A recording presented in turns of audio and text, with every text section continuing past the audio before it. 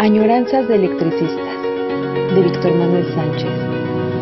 La historia de los electricistas nos permite encontrar una trayectoria política de su presente.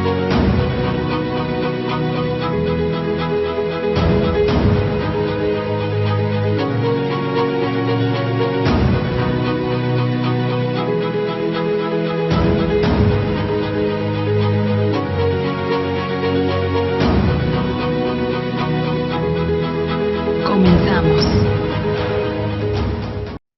Hola, estamos de nuevo en lunes de agosto, 14 de agosto. Y, por supuesto, en otra añoranza de electricistas, en un aspecto más, un punto más, un paso más, un documento nuevo. Recuerden que vamos recorriendo la historia de más de 100 años, 108 años del Sindicato Mexicano de Electricistas, y que desde un principio comenté que más de 100 años es una historia muy grande y que nos daba oportunidad de ver esta historia suceso por suceso o un documento por documento, y lo más curioso es que conforme pasa el tiempo encontramos mucho más diversidad de la que quizá pudimos imaginarnos. Entonces, se me olvida, por supuesto, gracias a Radio ESME, que nos permite estar en antes decía yo en las ondas hercianas, creo que ya no se llaman así. Ahora primero tendría que decir en la plataforma que el propio equipo de Radio ESME mantiene funcionando. Ahora parece que son los espacios cibernéticos. Y bueno, si fallo, pues no importa, de todos modos el equipo de Radio ESME siempre está atento a mantener esto. Pues un día les voy a preguntar cuánto tiempo es posible mantener eh, la plataforma o todos estos historias de añoranzas de electricistas. Siendo el país que somos o siendo el mundo en que vivimos tan capitalista, es probable que la respuesta sea: mientras se paga este espacio, no hay problema. Esa es la cuestión. Esa es la cuestión. El capitalismo vive, se recupera, se transforma, se reproduce, como dicen los gringos, the time is money, puro dinero. Nos hace suponer que esto puede ser eterno. Es probable. Pero bueno, es capitalismo y es, y les sugiero que vayan al viejo edificio histórico de Antonio Caso del ESME y suban a las escaleras hasta el primer espacio, quizá el segundo se vea mejor, y ven la pintura de retrato de la burguesía. Ahí se ve claramente cómo el capitalismo es esa frase: el tiempo es dinero, es que se reproduce de manera constante. Claro, es maravilloso pensarlo así. Sin embargo, se come y se come humanos, sangre de los humanos, de la clase obrera, de un tipo, de otro, todos los que no somos burgueses estamos aportando nuestra vida, nuestro trabajo, nuestra existencia para que podamos subsistir. Entonces, el retrato de la burguesía muestra claramente esas funciones del capitalismo. Es probable, efectivamente, que les digo que cada vez surgen muchas más cosas. No hemos hecho un recorrido por el retrato de la burguesía. Voy a buscar un video que puede ser bastante claro y lo platicamos. En fin, en estas formas de que les digo que hay siempre maneras que van surgiendo las cosas, eh, y que siempre les estoy, bueno, en la añoranza anterior, la idea que yo presenté es que en el Sindicato Mexicano de Electricistas me han permitido, por un lado, estar investigando casi en todos lados, sin problema.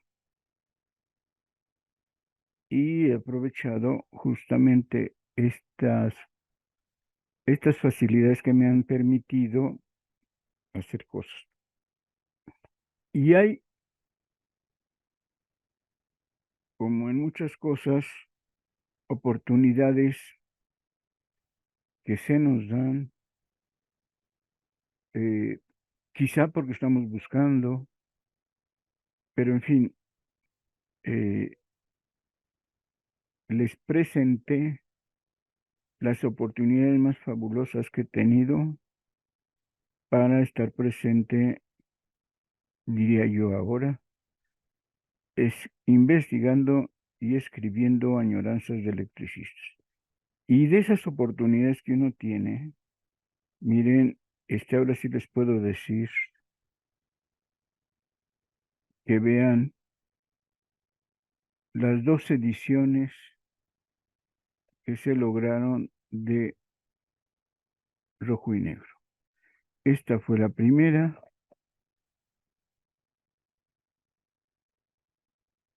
Y les diría de paso que la primera edición tiene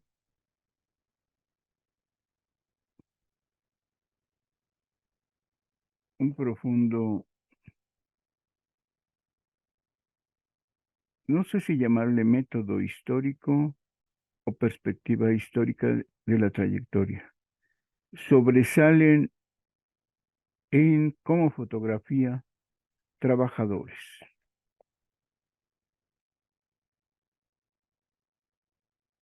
Trabajadores de la época del surgimiento, de carne y hueso. La gran mayoría no llega ni a tener uniforme. Parecen efectivamente de los primeros trabajadores obreros de Necaxa.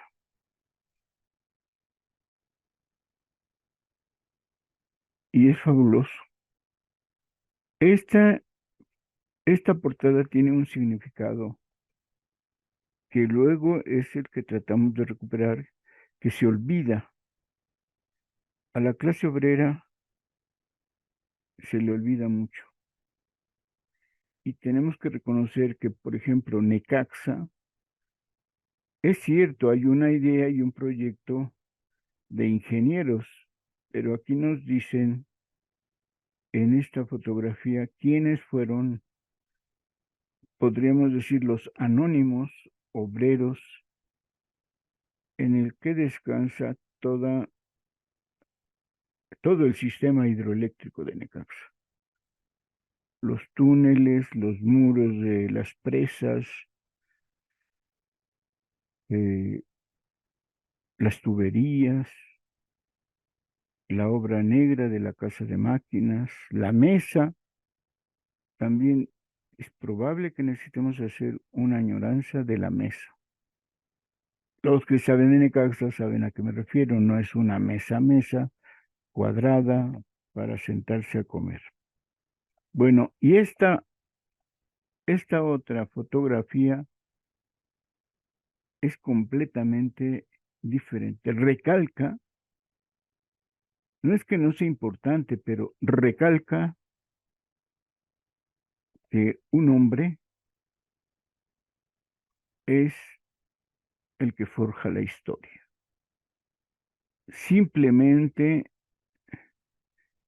bueno, les puedo decir, yo no decidí, y el impacto de esta fotografía y conocer así de vivito y coleando a Ernesto Velasco Torres, dirigente del ESME desde los inicios y se dice el principal personaje de la huelga de 1916.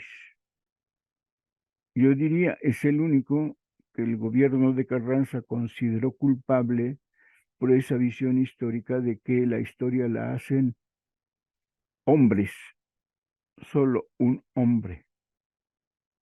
Por eso luego tenemos historias exclusivas de los presidentes o de los dirigentes.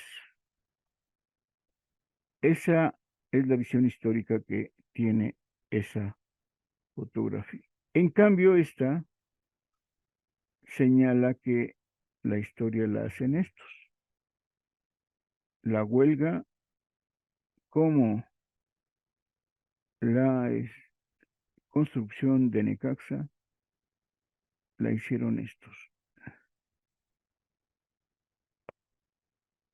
Este aparece en la historia, por supuesto. Ernesto Velasco, la clave fue él, lo esconden cuando se estalla la huelga, porque para echar a andar las plantas en Necaxa, la clave era que Ernesto Velasco llamaría a la planta de Necaxa por teléfono y les diría, habla Ernesto H. Velasco, Ernesto H. de huelga.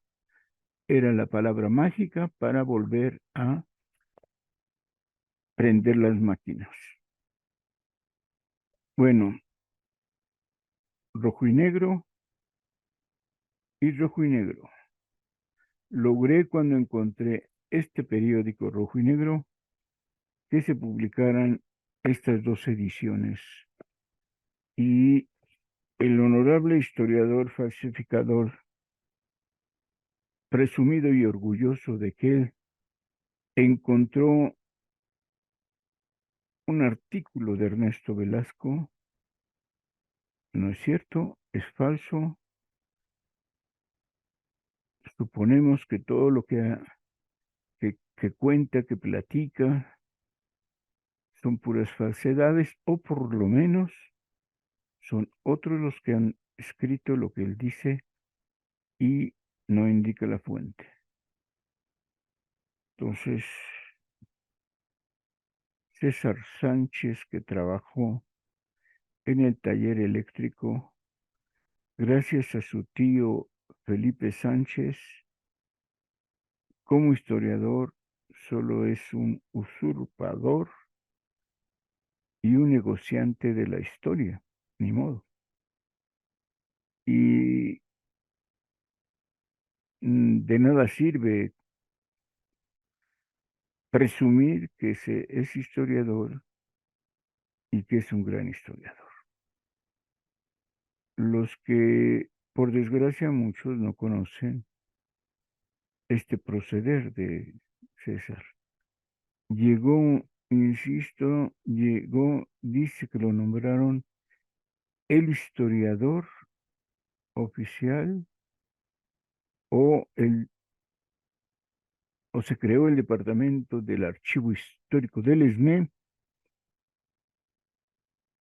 y no hizo nada, excepto una circular donde decía, por favor, compañeros, todos los compañeros y compañeras del ESME que tengan cosas guardadas de distintos momentos del ESME, tráiganmelos a la oficina.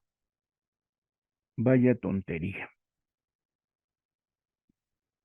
Es una idea, bueno, es una idea, pero desconoce que la historia del ESME está, primero, espero que todavía exista un archivo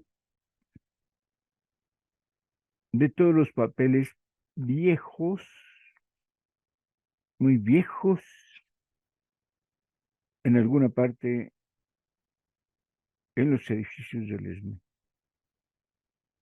Hubo un tiempo en el estacionamiento, bueno, ahí donde está el edificio nuevo de estacionamiento de Antonio Caso, ahí antes, de todos modos, a planta baja, cielo raso, había un archivo. Estaba el taller de la imprenta y al lado un archivo que había, por ejemplo, una cosa curiosa que seguramente ya no se hace, pero todos los días se recortaban periódicos donde aparecían importantes noticias o pequeñas noticias sobre el sindicato o sobre la industria eléctrica. Todo sobre sindicatos se recortaba y se pegaba. Los lunes se reunía todo el material y se repartían todos los recortes para conocimiento de todos los secretarios. Bueno, no sé si luego, o al mes o a la quincena, todo eso se reunía y se mandaba al archivo. Y todas las circulares, eh, por ejemplo, las actas de las votaciones de cada departamento, el origen y el lugar donde deberían de estar era la Comisión Autónoma de Justicia y todos esos actas de escrutinio estaban ahí y se le mandaba una copia a la Secretaría de Actas y Acuerdos. Todo eso son archivos. Eso es el archivo histórico. Bueno, algunos, si no es que la mayoría, se mandaban a una cosa que todo el mundo le conocían o conocíamos como el archivo muerto. El historiador, este César Falsificado, director del Archivo Histórico del ESME, no sabía eso. Entonces lo primero que tenía que ir es buscar ese archivo y decir, este, pero pues no lo, no lo hizo así. Ay, ay, ay.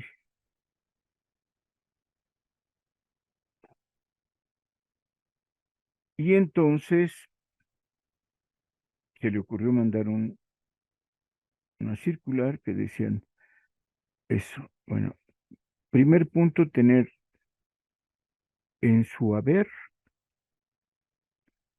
si él quería tener una oficina del archivo histórico, ese lugar debe de ser su oficina. ¿Qué fue lo que hizo? Que de alguna manera se comentó que la biblioteca se trasladó todos los volúmenes. Nunca llegué a saber si efectivamente estaban allí en Versalles, en el, no me acuerdo si era el tercer piso de Versalles, y ahí se mandaron todos los documentos de la biblioteca. Y en un rincón de ese piso de Versalles, desde ahí la hizo de director. Bueno, la hizo de el ignorante director del archivo del ESME. Bueno, entonces buscar ese archivo muerto, checar, incluso saber cómo estaba y organizarlo. Si es que faltara, podría estar ya muy organizado porque la gente que normalmente guarda ese tipo de papeles viejos, sabe cómo está. Y mantener su organización o reconocer que el verdadero hacedor del archivo es el empleado, el compañero, quien dirige y organiza ese archivo muerto. Segundo, recorrer todas las oficinas de los compañeros del Comité Central y estar al pendiente de los documentos que les llegan. Lo mejor es tener todos los documentos originales. Entonces, hay 26 miembros del Comité Central y cada oficina es el archivo histórico del ESME. Entonces, tienes el archivo llamado muerto, lo tienes muy bien organizado y creas el archivo vivo,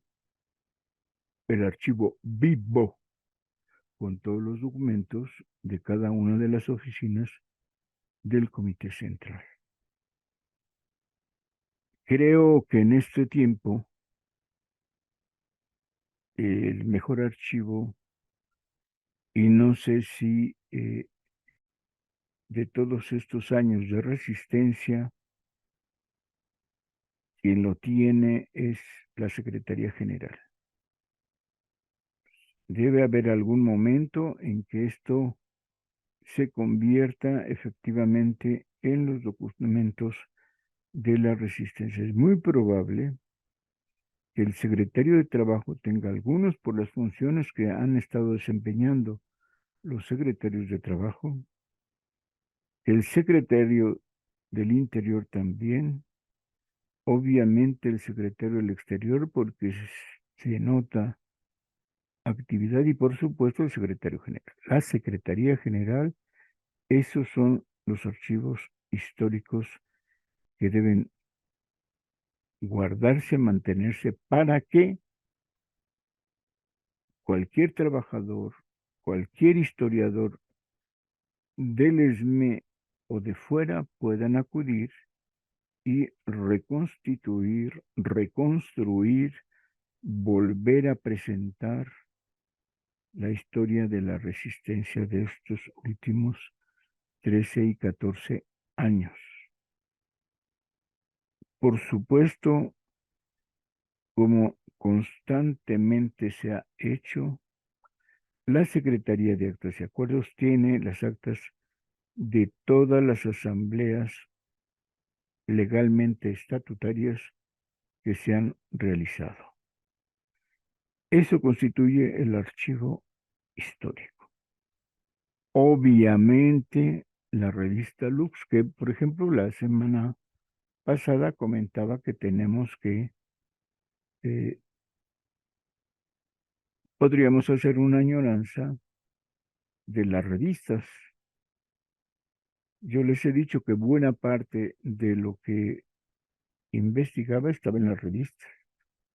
Por ejemplo, un día les demostraré, porque en páginas de revista Lux encontré que todos los miembros del primer comité del Sindicato Mexicano de Electricistas eran ingenieros y que entonces tenemos dos épocas brillantes donde los ingenieros forman parte del proceso democrático, de las luchas y de los grandes proyectos,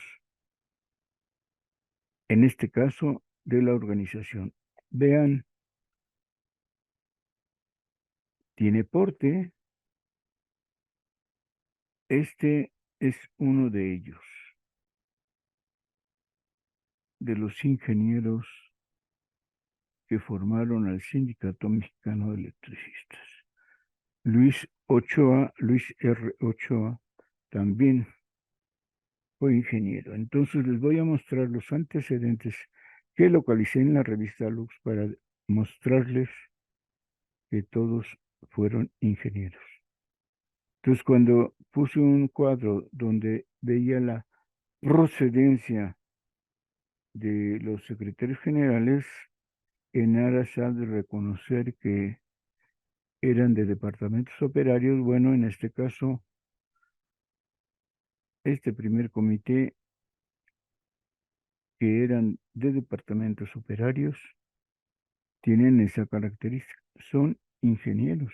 Entonces, hay dos grandes épocas de ingenieros en el sindicato: 1914-1916, y con el surgimiento del ESME, y 1936, bueno, los años 30, con los 4 ingenieros que dirigieron el. Bueno, además de mostrarles estos 2 ediciones que convencí a los compañeros del ESME de la importancia de rojo y negro, quedaron tan convencidos que se hicieron 2 ediciones de el contenido del periódico Rojo y Negro, que fueron 4 números y se publicaron. Eso fue importantísimo. Y lo otro, que no, no sé por qué no lo hice, pero les voy a dar un repaso breve, rápido, de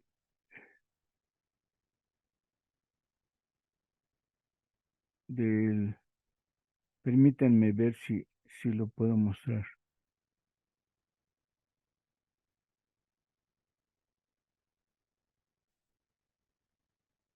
Ve la revista del 75 aniversario, porque es otra manera diferente de presentar realmente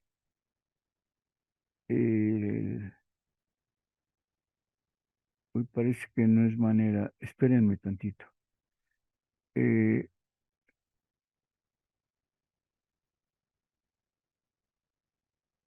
de ver la historia del sindicato, ¿no? Les platiqué que hice una cronología y que avanzamos a partir de esta cronología.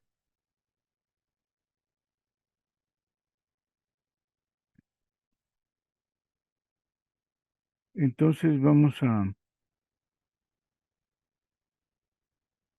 hacer esta perspectiva para que en la otra, en la otra perspectiva sí recorríamos cronológicamente los asuntos en la breve historia del ESME al cumplir los 70 años. Y en esta fueron 5 aspectos más importantes que tuvo en estos años, a los 75, de su importancia en 5 elementos, 5 aspectos fundamentales de la organización del ESME. Bueno, en la primera narro los procesos electorales. Estas son las votaciones en todos los departamentos. Esta es la participación de la cantidad total de compañeros que votan, cuántos son por año, cuánto es el total de trabajadores y cuántos de ellos votan. Y en esta parte les dije que puse por planillas los integrantes de cada planilla, o por grupo, perdón, grupo político. En 1980, los candidatos a Secretaría General fueron, por ejemplo, Sergio Fuentes, Mario Torres y José Luis Nájera. Esto lo hice en realidad para 2 cosas. Bueno, para conocerlos así, no nada más se dice planilla Conciencia Sindical, sino sus integrantes. Y revisa uno cada uno de los integrantes y va reconociendo la historia, ¿no? Por ejemplo, 87, Movimiento Unidad Sindical Electricista, dirigido por, bueno, candidato Jorge Tapia. Unidad Sindical candidato Jorge Sánchez y Reencuentro Sindical Electricista Juan Rivera. No, en el año anterior, 86, Daniel Lozano, Jorge Sánchez, Francisco Moreno y Uciel Alvarado. Y la última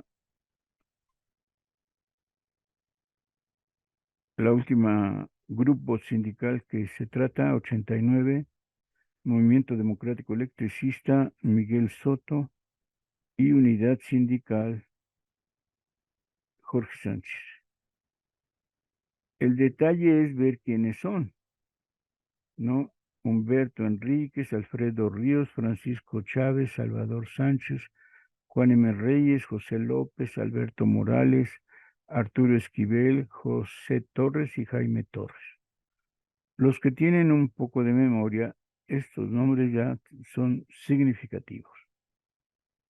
En Unidad Sindical, Jorge Sánchez, Antonio Dural, Pedro Castillo, Abel Estudillo, Juan Manuel Rangel, Antonio Reséndiz, Cosme Hernández, Rosendo Flores, Samuel Acevedo, Antonio Guadarrama y Celso García.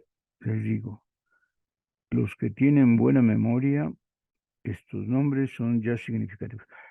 Yo buscaba esto y cuando ya los tenía armados, lo que empecé a ver es cuántos de los de un grupo al año siguiente o en el año anterior habían sido de otro grupo sindical. Hay una gran movilidad de grupo a grupo y los que no podemos por eso decir este es izquierda y este es derecha, porque si hubiera, entonces les podría decir, hay muchos cambios entre estos grupos. Estas son las elecciones de la legislativa, igual por cada departamento y por las divisiones y narrar cómo son todos estos procesos. Esta era la vida electoral. En crisis de contrato colectivo, lo que yo muestro es cómo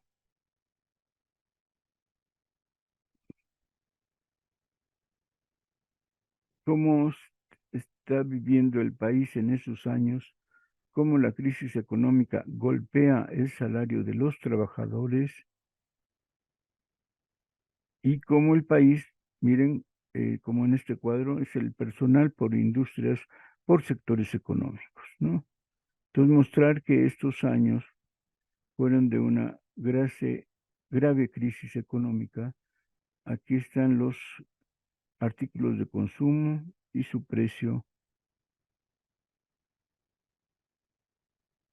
Aplicación del impuesto de la energía eléctrica.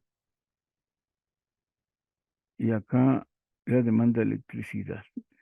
Entonces, la crisis económica que fue muy fuerte en estos años y cómo se plantearon las demandas y crearon la Comisión Mixta de Productividad y la Comisión Mixta de Modificación de la Empresa. Y entonces fue una gran propuesta para la compañía de luz y para el sindicato que estuvieron desarrollando. Miren, y acá están los cuadros de quienes resultaron ganadores en cada proceso electoral. Integrantes del comité. Una cosa es estar como candidatos y otra cosa es quienes llegaron. No puse en aquel cuadro quiénes fueron los ganadores. Y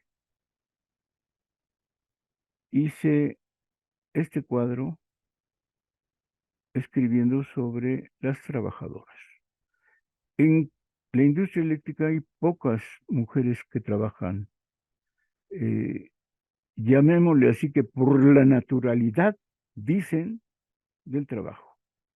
En realidad se pueden estar promoviendo una persona muy importante en aquellos años, destacaba. Un día vamos a hablar de Esperanza Limón Ayón, que fue otra de las cruciales trabajadoras y sindicalistas del ESME. Entonces hice una nota bastante, no muy amplia, lo reconozco, hay un gran error mío. Y aquí están estas personas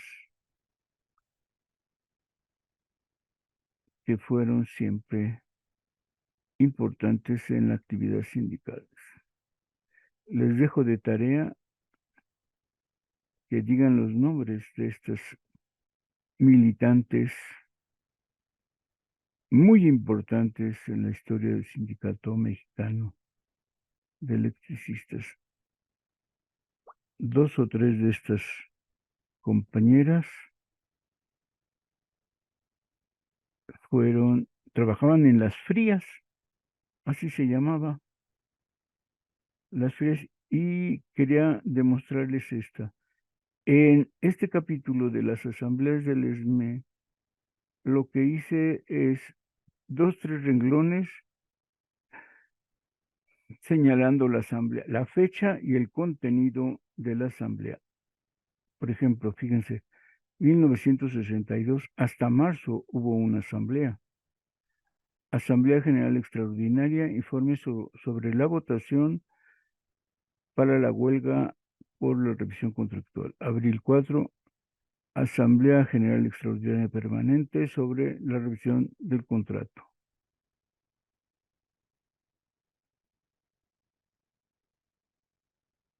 Sobre el asunto de la clase A, que se dejó de lado en aras de obtener mejores condiciones generales. Mayo 25, Asamblea General Extraordinaria, ternas para completar el Comité Central. Julio 8, Asamblea General Electoral. Y julio 16, Asamblea General Ordinaria de Informes. Entonces, miren, nada más leo esta para que vean la importancia de tener, para mí es importante saber cuántas asambleas se hicieron por año y este resumen que da claridad de lo que se está haciendo. Comisión, septiembre 19, recuerden que es 1962. Son el resumen, bueno, no el resumen, la cronología una por una de las asambleas de 1960 a 1989. Entonces, en septiembre 19, Comisión de Trabajo y Trabajos relacionados con la integración de la industria eléctrica y sus repercusiones. Se acordó nombrar una comisión legislativa para que trabajar los siguientes puntos. 1. Reestructuración de la industria eléctrica. 2. Futuro de la industria eléctrica. 3. Estudio y valorización de los contratos colectivos de trabajo. 4. Proyecto de estatutos para el sindicato 1. 5. Papel de los sindicatos de la industria eléctrica en la solución de los grandes problemas nacionales. 6. Educación sindical en general, lo que tanto insisto. Se acordó, además, sostener una campaña permanente de información y que en la comisión se incluyera a los compañeros Miguel Alonso Larriñaga, Luis Solís Carranza, José González, Héctor González Hernández, José María Telles Rincón, Esperanza Limón Ayón, de la que les hablo, Carlos Popoca, Concepción Guerrero, José Cázares Loera, Mateo Salazar Galvén, Manuel Tapia Gómez, Mateo Huerto Segura. Estos dos son los papás de los que llegamos a conocer después. Manuel Tapia Gómez, llegó a secretario general, un buen secretario del exterior, y Mateo Huerta Segura, reconocido por muchos jubilados. Jesús Barreto Guevara, Eduardo Camacho Gasca, Conrado Maldonado, Manuel Guillén del Castillo, Luciano Galicia, Rodolfo López Rojas, Wenceslao Barrientos y Rodrigo Santillán. Último acuerdo, se acordó asistir a las festividades del segundo aniversario de la nacionalización. Bueno, entonces lo que quiero señalar es que los 5 puntos que trato a partir de esta revista de aniversario de los 75 años del ESME no son puntos, asuntos, ahí nada más para rellenar. Yo sabía que era importante los 75 años del ESME. La cronología no podía tratar solo de 5 años, de qué pasó del 70 y 75. Sería poco útil. Y entonces, estos 5 elementos de los cuales conocía, mejor resaltarlos. Y entonces esta revista de los 75 años, como la primera de las 70 años de democracia, son material ambos para ir y hurgar un poco más en la historia. El primero porque es resumen y el segundo porque es profundidad seria. Y en este caso la última asamblea es para estudiar todo lo que se avanzó en esos 6 puntos. Bueno, esto es lo que les quería recordar porque creo que no fui enfático en esta revista de los 75 años del ESME.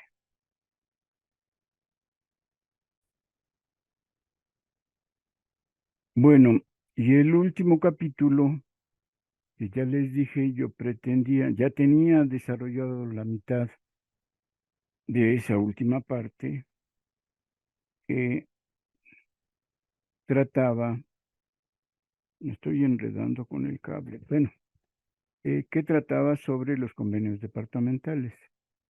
Había una preocupación generalizada, una corriente, un grupo sindical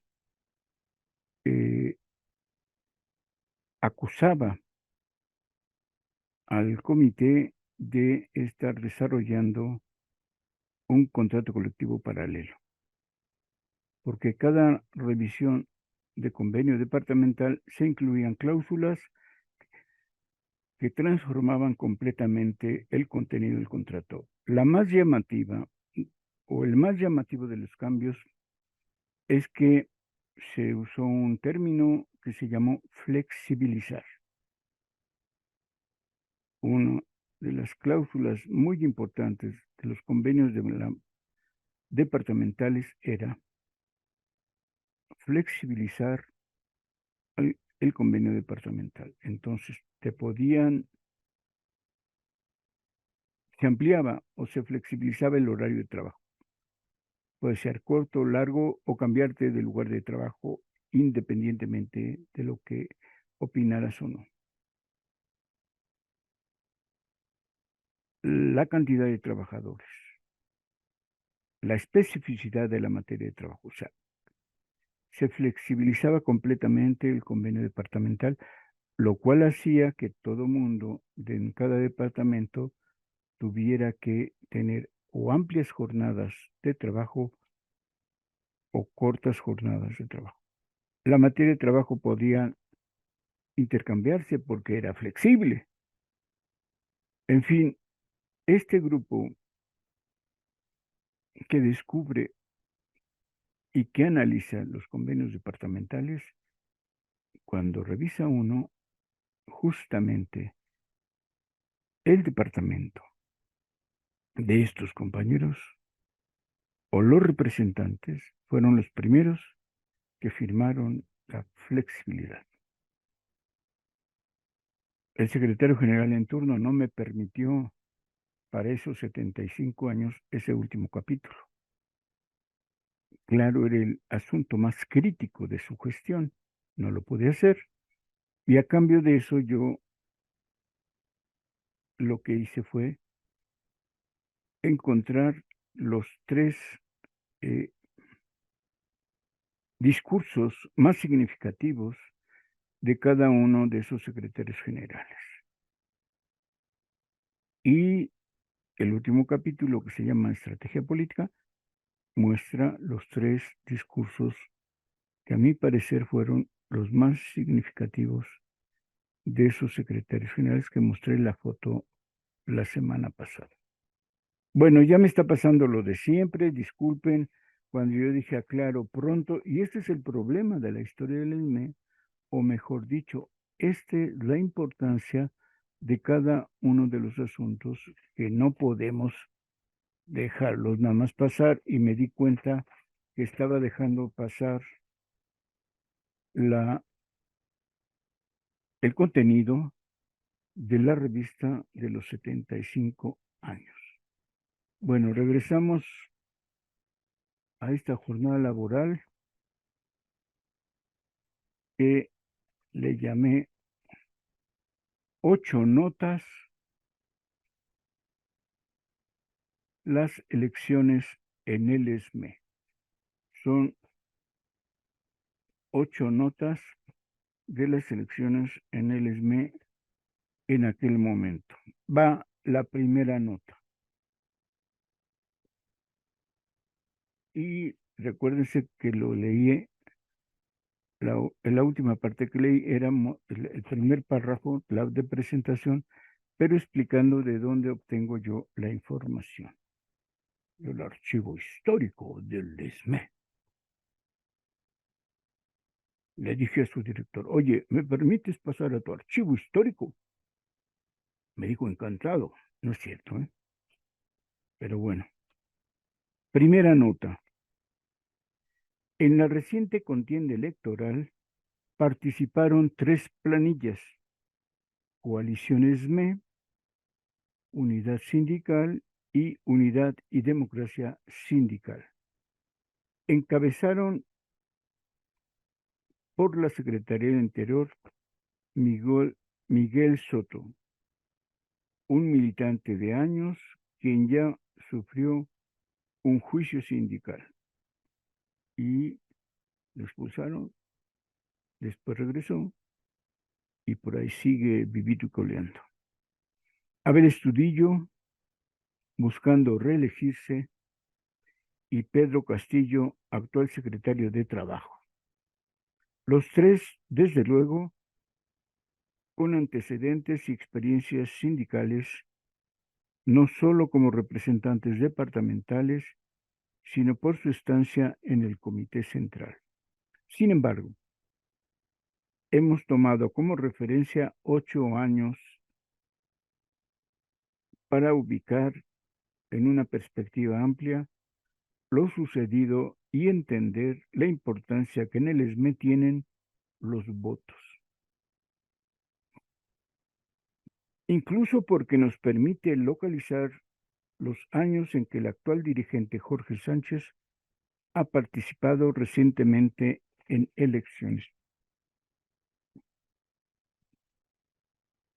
Es decir, no solo voy a explicar estas elecciones de ese año de 1992, no solo es julio de 1962, no solo es 1992, por supuesto, sino un transcurso de 8 años, para tener una perspectiva.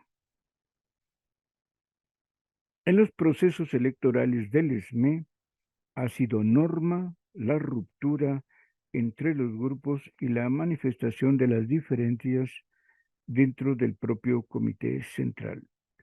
Tales rompimientos, según podemos concluir de esta historia reciente, han sido positivos, pues estos electricistas han salido fortalecidos y han surgido posiciones de mayor calidad política.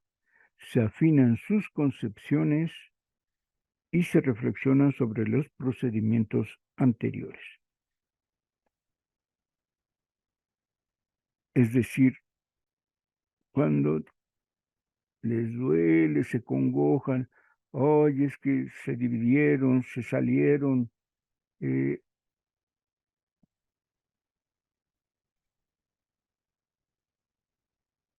se abren, se decía, se abrieron. Se fue un comité central, como se decían ellos, se abren 4, en un año, al otro año se agregan otros 4, otros 2, y termina ese grupo que se abrió, que rompió, en formarse como comité central. Pasa el tiempo, de nueva cuenta, se abren unos, se vuelve a proceder y es un proceso de, de no son traidores, aunque se les acuse de traidores. Es la dinámica que curiosamente con estos años, o como por ejemplo con estos 8 años que tomamos en cuenta, 85, 86, 87, 88, 89, 90, 91 y 92, descubrimos a través de estos recambios que hemos visto, que les he señalado. Los estatutos del ESME marcan claramente los tiempos electorales y el Comité Central se renueva por mitades, aunque cada gestión dura 2 años. En los años nones se pone a elección una mitad del Comité Central que encabeza como principal cargo la Secretaría General y en los pares la Secretaría del Interior. Este suceso de que primero se elige una mitad del comité y al otro año la otra mitad es exclusivo, único caso en los sindicatos mexicanos. Desde 1936, en que fueron modificados los estatutos y después con la nueva modificación de 1956, se hace esto. Es histórico y es el único sindicato que tiene esta forma de renovar por mitades su comité central. De igual manera que comenté que es histórico y el único sindicato que mantiene la vida activa político-sindical de los jubilados desde 1956. No hay otro sindicato que reconozca la presencia política de sus jubilados. A todos los mandan a descansar. Es decir, ya no se les vuelve a hacer caso desde el sindicato a los jubilados. Un error gravísimo que en el ESME no sucedió. Bueno, en muchas ocasiones se ha criticado al ESME porque cada año y durante varios meses se encuentra en procesos de elección para definir a sus representantes departamentales, a sus dirigentes divisionales o a sus dirigentes generales. Sin embargo, precisamente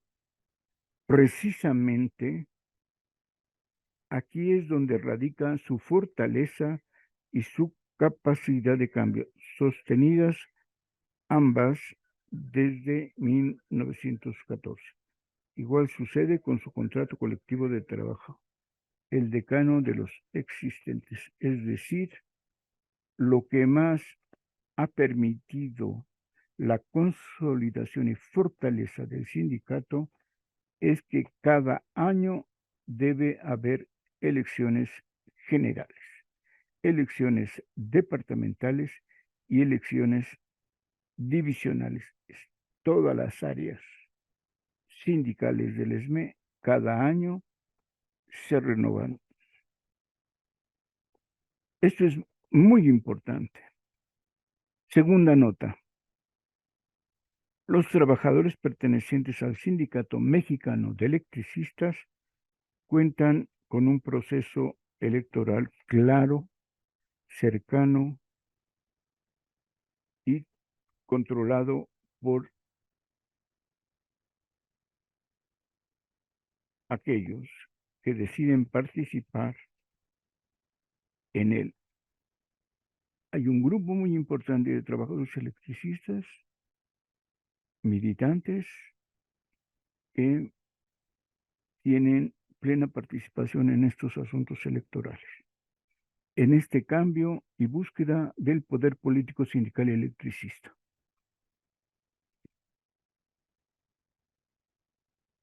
Por ejemplo, cuentan con momentos de acreditación y registro de los grupos o planillas contendientes. A mí me gusta más llamarles grupos políticos. Grupos políticos. incluso porque son grupos políticos que se oponen entre sí. Por decirlo así, hay disidencia. Puede haber un grupo político de raigambre directo del comité, pero todos los que se oponen son disidentes, son oposición a ese grupo político. Entonces es más interesante llamarles grupo político que planillas. Planillas como que le quita el sabor de la riqueza política que tiene el asunto. Los grupos políticos.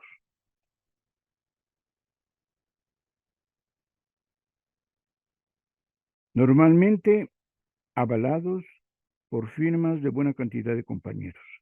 Los representantes de cada una de las planillas forman el colegio electoral o la comisión de escrutinio, de la cual depende la revisión y el recuento de los votos. Los propios escrutadores, entre ellos mismos, nombran una directiva. Esto es fabuloso. En la mayoría de los sindicatos, el comité central nombra, es decir, por cuenta de ellos, nombran una comisión de escrutinio. Y la lógica piensa, evidentemente, que entonces la comisión de escrutinio tiene contacto directo o mandato determinado del comité central. Aquí no. Si hay 6 planillas, esa planilla tiene representantes. No son los candidatos los que controlan o no. Cada grupo político nombra un representante y esos 6 representantes nombrados, en este ejemplo, se convierten en comisión de escrutinio. Y la comisión de escrutinio manda, ordena, dirige todo el proceso electoral. El secretario del Interior, en este caso, que es quien que va a producir todo el material y todo el proceso para la elección, depende de la comisión de escrutinio. Es increíble. Los propios opositores forman la comisión de escrutinio, es decir, no dependen para nada del comité central. Es la comisión de escrutinio surgida dentro de los grupos políticos que participan. Creo que eso tampoco lo tiene ningún sindicato. Bueno, estamos hablando de 1992. La votación actual es directa, secreta y universal.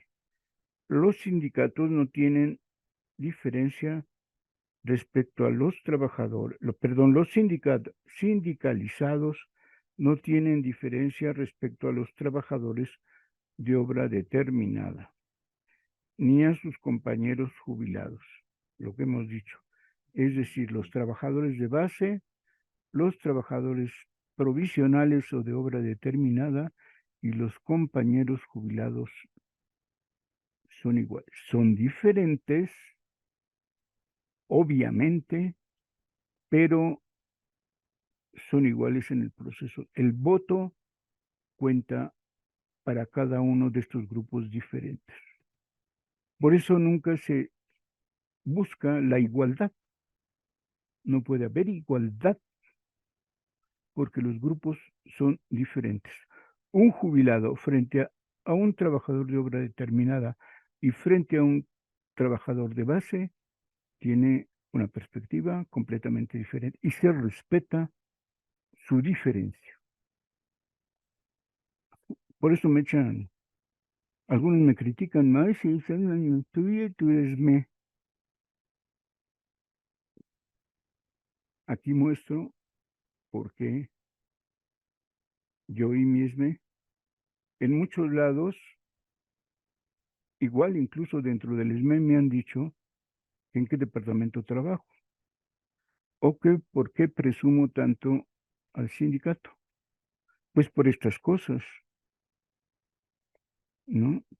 Y porque me ha permitido, como les he comentado, publicar 4 números exclusivos, 4 libros exclusivos en asuntos de aniversario que siempre supongo, espero que todo el mundo o una buena cantidad de trabajadores leyeron esas revistas Lux de aniversario.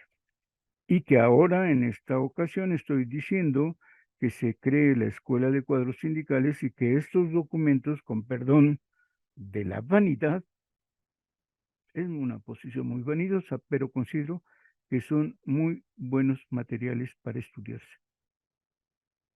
Los números de los 70 años, de los 75 años y de los 95 años del ESME. Y de ser posible, conseguir este.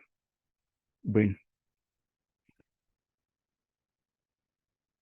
entonces decíamos, no hay diferencia entre trabajadores de base, de hora determinada, jubilados. Estos, me refiero a los jubilados, como los trabajadores activos tienen derecho y obligación de votar. Un aspecto más.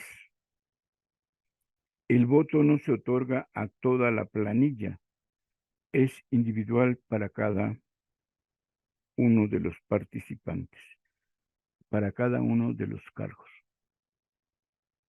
En el STUNAM, cuando voy a votar, mi voto cuenta por todos los integrantes. En el ESME, en lugar de ser así, y que tu voto sea por 26 personas, nanay, no hay eso. Se vota cargo por cargo. Es decir, 6 planillas para el cargo de secretario del Interior te dan 6 boletas. De entre los 6 tú eliges. Pues son un montón de boletas porque si van 13 candidatos a elección, tienes por cada puesto, por cada cargo, 6 boletas, 6 boletas, 6 boletas, 6 boletas. Cada trabajador decide por quién. No es un voto y todos juntos. Cada trabajador vota, como en este caso, determinado en los 12 cargos a quien concede su representación. Aquí puede empezar a diferenciarse el ESME de otras organizaciones sindicales. Sus prácticas electorales son amplias, directas, cotidianas y universales. Tercera nota. En esta amplia participación de los electricistas en los procesos electorales se demuestra con la cifra alcanzada como promedio en estos 8 años. 72% del total de sindicalizados. Y dice, hay que ver el cuadro número 1. Ahorita se los muestro. Es de llamar la atención esta alta participación electricista. En lo particular, desglosando por periodos, nos encontramos con lo siguiente. En los años pares, cuando se vota a la mitad que acompaña al secretario del Interior, el promedio baja al 68%. Pero en los nones, cuando se postula al secretario general, sube al 75%, 74.75%.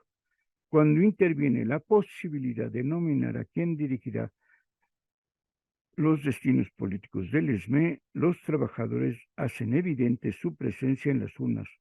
Les interesa determinar el cargo, demuestran pleno conocimiento del presente para impulsar proyectos a futuro. Su voto decide. Hemos sabido, permítanme tantito, en esas fechas, a nivel nacional como mexicanos,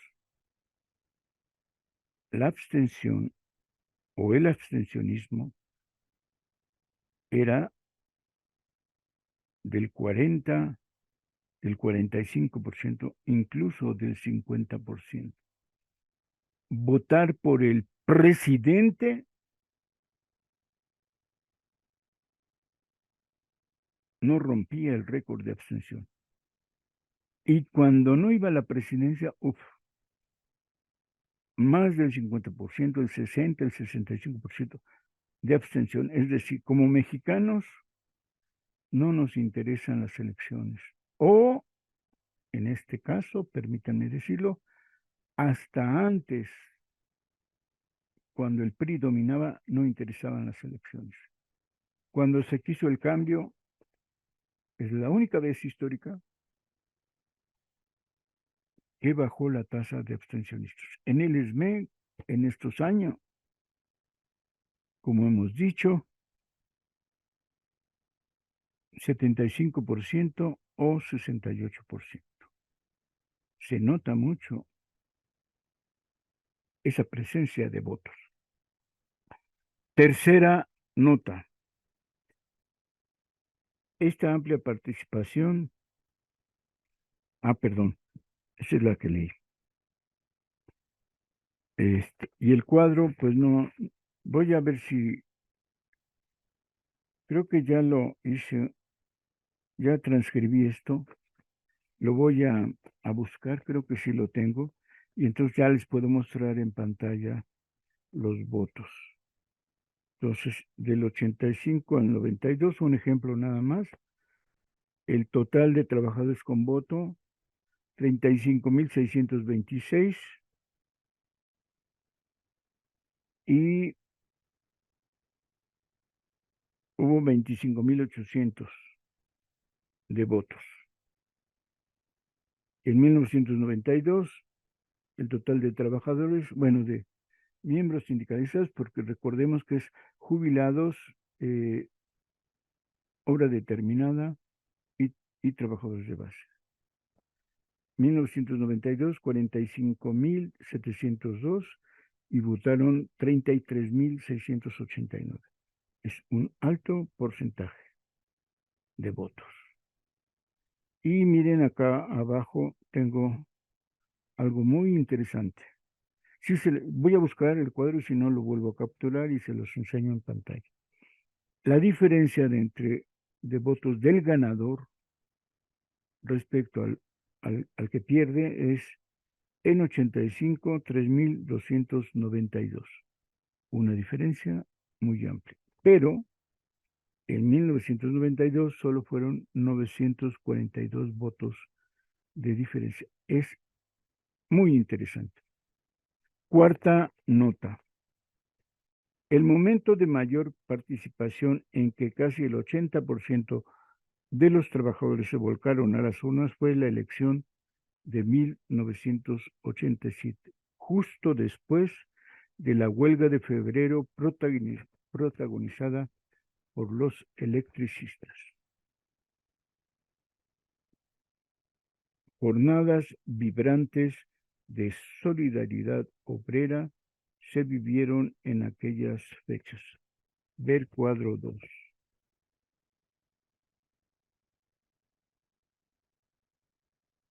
El cuadro 2 es uno pequeñito donde indica la cantidad de trabajadores. Bueno, voy a buscar y si no los hago los cuadros porque ya sé que no voy a terminar y entonces va a haber una tercera añoranza de electricistas y les presento los cuadros. Pero al interior del ESME fue un momento de crisis, pues se tenía una situación de ruptura política entre dos posiciones. Se modificaba una propuesta de acción y de políticas sindicales sobre las perspectivas de la empresa. Es decir, el debate fundamental de 1992 era que ya se estaba creando un nuevo organismo llamado Lucha y Fuerza del Centro. Es decir, se había acabado con la liquidación casi permanente que desde 1975 y 92 se crea una nueva empresa por decreto presidencial. Ese era el debate fundamental. Se modificaba una propuesta, sobre las perspectivas para la empresa. Se confrontaba el momento de la huelga, también recuérdese la huelga de 87, una evidente discrepancia en las concepciones y procedimientos para realizarla. La huelga del 87, que otro día trataremos, pero fundamentalmente les diría, había a nivel nacional una propuesta de salarios emergentes, incluyendo al Congreso de Trabajo Completo y a la CTM. Era la primera vez que sindicatos independientes y la CTM estaban claramente definidos por un aumento salarial de emergencia. ¿Qué pasó? Dejaron al ESME solo y se lanzó a la huelga. El único sindicato que se lanzó a la huelga por ese salario emergente era, se suponía en aquellos tiempos, una propuesta de todo el movimiento obrero mexicano. Y al ESME lo dejaron solo. La definición sobre quién dirigía al ESME, retomamos pues la lectura, perdón, tenía que ser clara. Hubo 3 planillas, 3 grupos políticos con los siguientes candidatos a secretario general. Jorge Tapia, con Movimiento Sindical Electricista. Jorge Sánchez, con Unidad Sindical. Y Juan Rivera, con Reencuentro Sindical Electricista. El triunfo lo obtuvo quien antes había roto con el grupo hegemónico del Comité Central. Quien rompió con ese grupo fue Jorge Sánchez. La quinta nota ya no me dio tiempo, se me acabó. La próxima no les prometo ni les juro. A la mera hora, en estas cosas no cumplo. Bueno, vemos a partir de la quinta nota, son 8 nada más. Es esta parte la que nos falta y entonces espero que vean estas cosas que yo investigaba y que presentaba y que para este momento electoral sirvió como materia de debate político. Para eso hace uno la historia. Bueno, en ese momento no era historia, aquí es el momento exacto en que están sucediendo las cosas. Soy sociólogo, cierto, y si tomo la historia como referencia es por los tiempos actuales. Esta nota, estas 8 notas sobre las elecciones LSB eran, espero que lo vean, objetivas.